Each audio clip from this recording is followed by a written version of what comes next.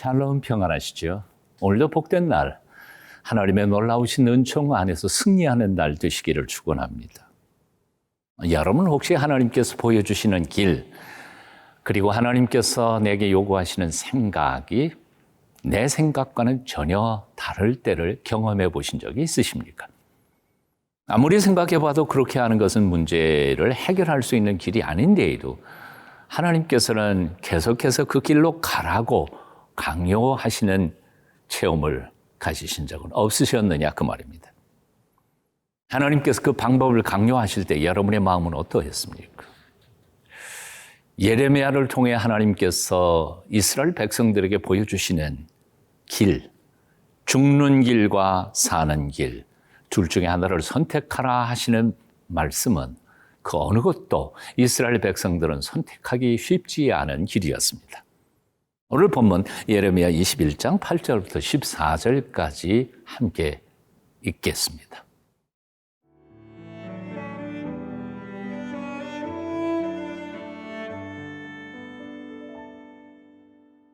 예레미야 21장 8절에서 14절 말씀입니다. 여호와께서 말씀하시기를 보라, 내가 너희 앞에 생명의 길과 사망의 길을 두었노라. 너는 이 백성에게 전하라 하셨느니라.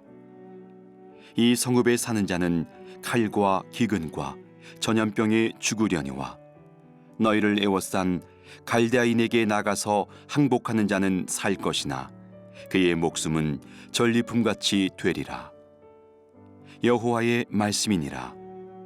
내가 나의 얼굴을 이 성읍으로 향함은 복을 내리기 위함이 아니요 화를 내리기 위함이라. 이 성읍이 바벨론 왕의 손에 넘김이 될 것이요 그는 그것을 불사르리라. 유다 왕의 집에 대한 여호와의 말을 들으라. 여호와께서 이와 같이 말씀하시니라. 다윗의 집이여, 너는 아침마다 정의롭게 판결하여 탈취당한 자를 압박자의 손에서 건지라. 그리하지 아니하면 너희의 악행 때문에 내 분노가 불같이 일어나서 사르리니 능히 끌 자가 없으리라. 여호와의 말씀이니라. 골짜기와 평원 바위의 주민아 보라, 너희가 말하기를 누가 내려와서 우리를 치리요 누가 우리의 거처에 들어오리요 하거니와 나는 내 대적이라. 내가 너희 행위대로 너희를 벌할 것이요 내가 또 수풀에 불을 놓아 그 모든 주위를 사르리라. 여호와의 말씀이니라. 8절, 9절 제가 먼저 읽겠습니다. 여호와께서 말씀하시기를 보라, 내가 너희 앞에 생명의 길과 사망의 길을 두었노라. 너는 이 백성에게 전하라 하셨느니라. 이 성읍에 사는 자는 칼과 기근과 전염병에 죽으려니와 너희를 에워싼 갈대인에게 나아가서 항복하는 자는 살 것이나 그의 목숨은 전리품이 되리라.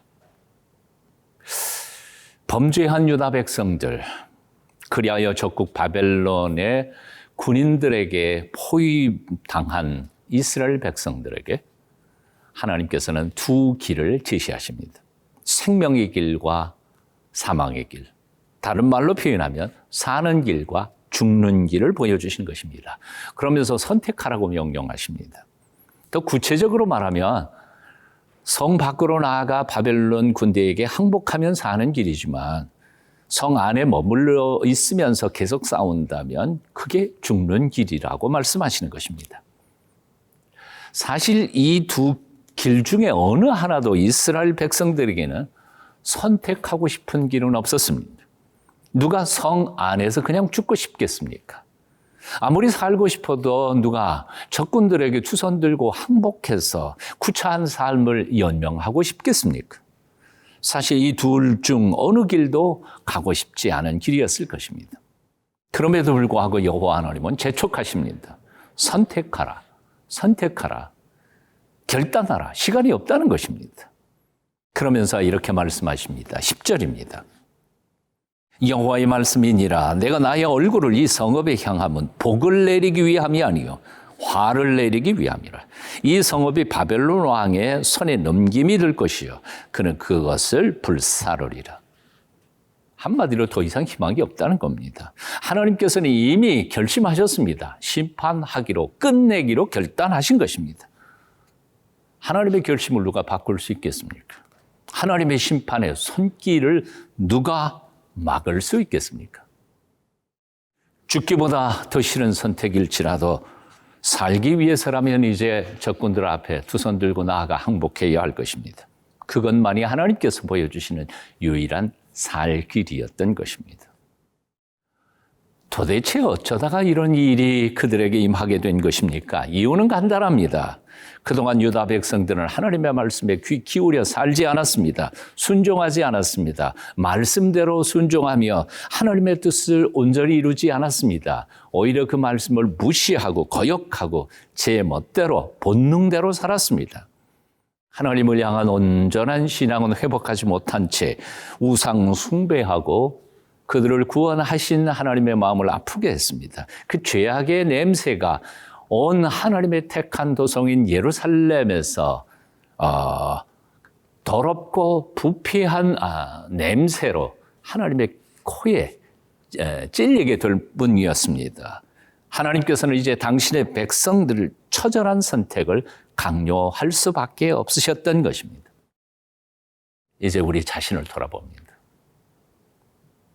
요즘 여러분의 삶은 어떻습니까? 정말 이렇게 살고 싶지는 않았는데 그렇게 원하지 않던 모습으로 지금 살아가고 있는 것은 아닙니까? 지난 날을 돌아보십시다. 내가 왜 이렇게 되었는지를 경건하고 거룩하게 하나님 앞에서 돌아보며 삶을 고치고 생각을 바꾸며 하나님 앞에 회개하며 바로 살기로 결단할 때 하나님께서 우리 앞길을 인도해 주실 것입니다. 정직하십시다.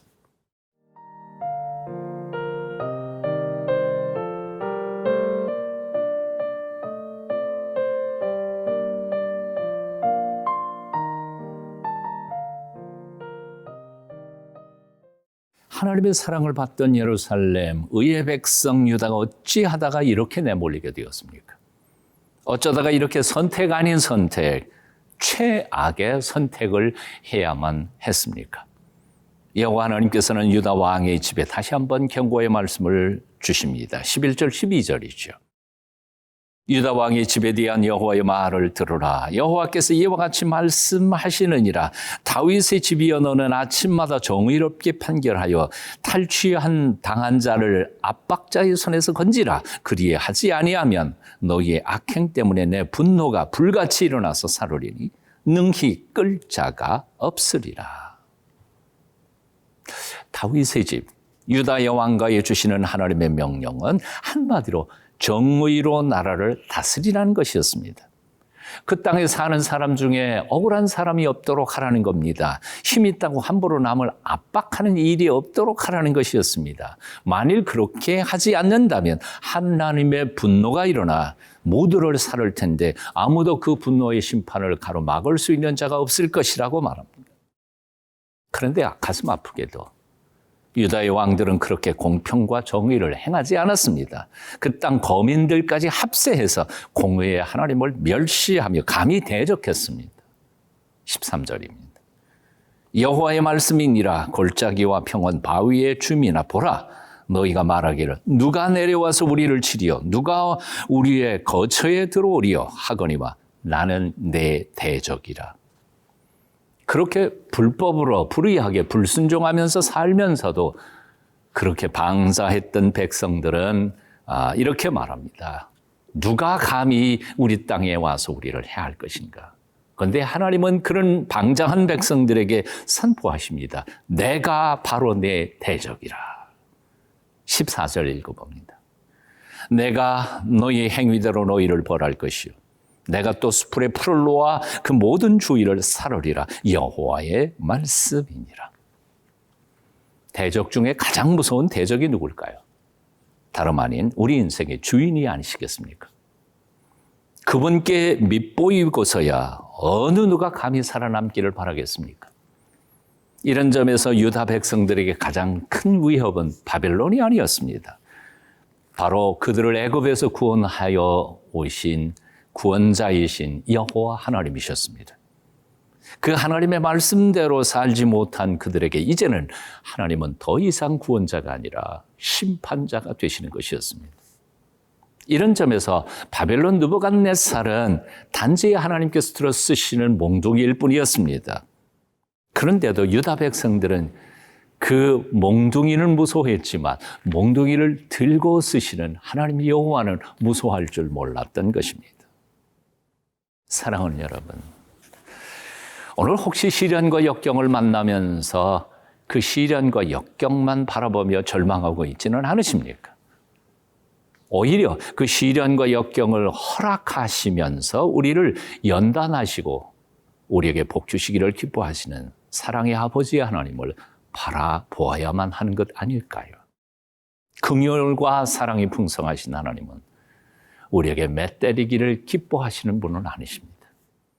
오히려 시련과 역경을 통하여 우리를 다시 한번 당신의 품속에 안아주시고 회복시켜 주시기를 기뻐하시는 사랑의 아버지이십니다.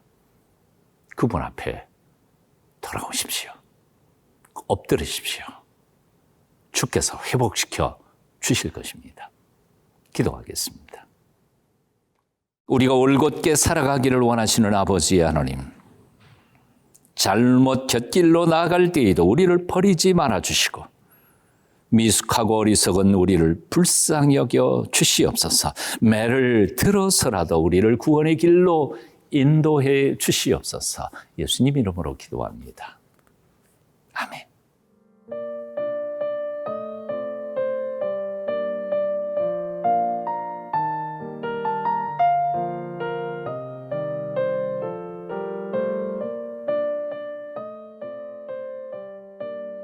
이 프로그램은 시청자 여러분의 소중한 후원으로 제작됩니다.